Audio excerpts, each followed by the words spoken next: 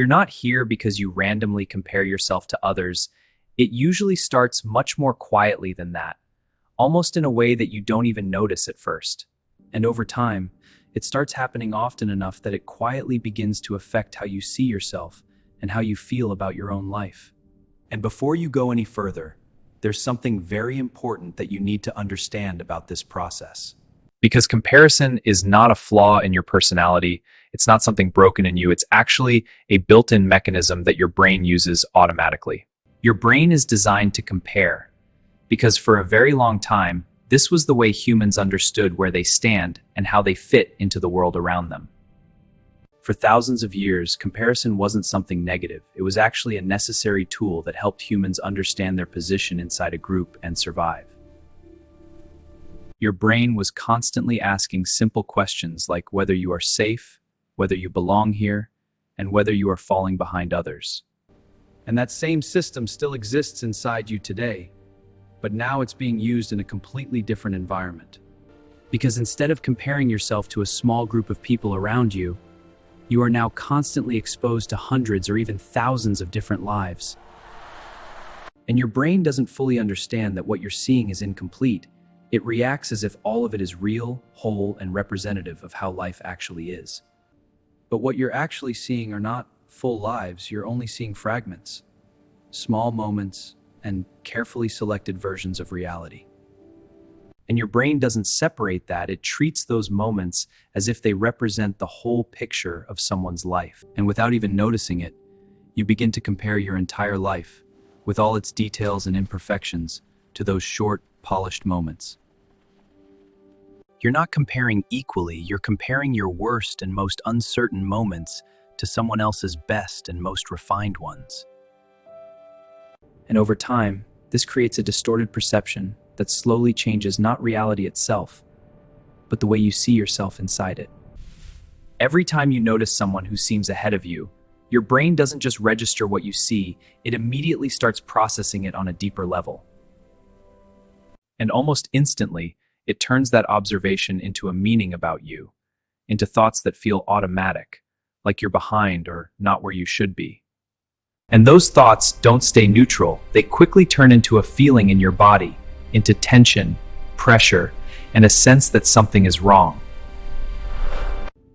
Because the problem is not that someone is ahead of you, the real problem is the story your mind creates about what that means. Most people think they're reacting to reality, but in truth, they're reacting to their interpretation of what they see.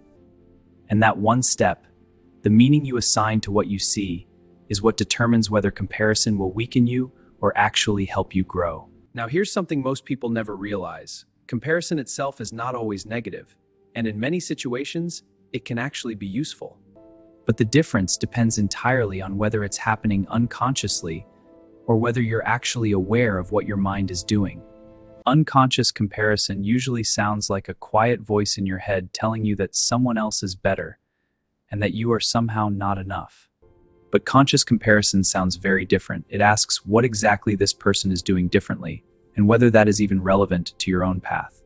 And that small shift, from judging yourself to observing behavior, completely changes how your brain processes the situation. Now, if you go a little deeper, you'll notice that comparison doesn't just stay on the surface. It starts to touch something much more personal. Because at its core, comparison is not really about other people, it's about how you define yourself. It begins to trigger questions about your identity, about whether you are enough, whether you are on the right path, and whether you are doing life the way you should. And when your internal standards are not clear, your brain starts borrowing definitions of success from the people around you.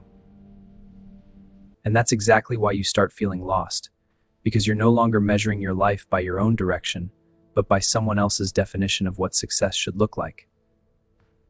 So the real solution is not to try and completely stop comparing yourself to others, because that's something your brain will naturally keep doing.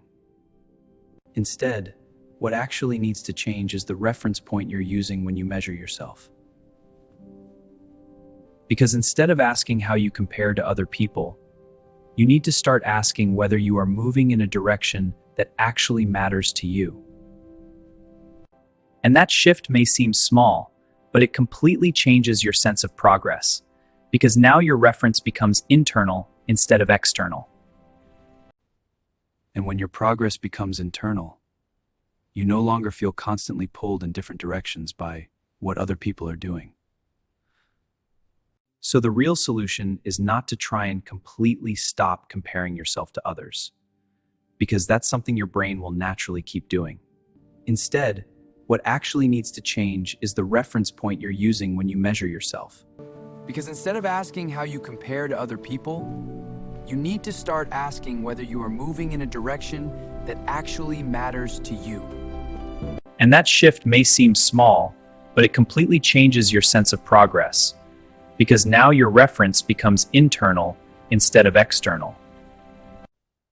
And when your progress becomes internal, you no longer feel constantly pulled in different directions by what other people are doing. So the first thing you can start doing is catching the moment of comparison, not after it happens, but right in the moment when it begins. And when you notice it, simply pause and name it. Just say to yourself, "This is comparison," without trying to judge it or stop it immediately. The second step is to look at what your mind is making that situation mean about you, and to bring that interpretation into awareness. Because the moment you put that thought into clear words, you create distance from it, and that gives you the ability to question whether it's actually true. And the third step is to redirect your attention away from evaluation and back into action, even if that action is something very small. And over time, you start to realize something very simple. There will always be someone ahead of you, no matter where you are or how far you've come. And if your sense of peace depends on being ahead of everyone else, then you will always feel unstable and never fully satisfied. But when your focus shifts from your position to your direction, something changes, and you begin to feel stable regardless of where others are. If this resonates with you, it means you're already starting to notice patterns most people ignore, and that's where real change begins. And if you want to understand addictive knowledge, it's a skill you can train.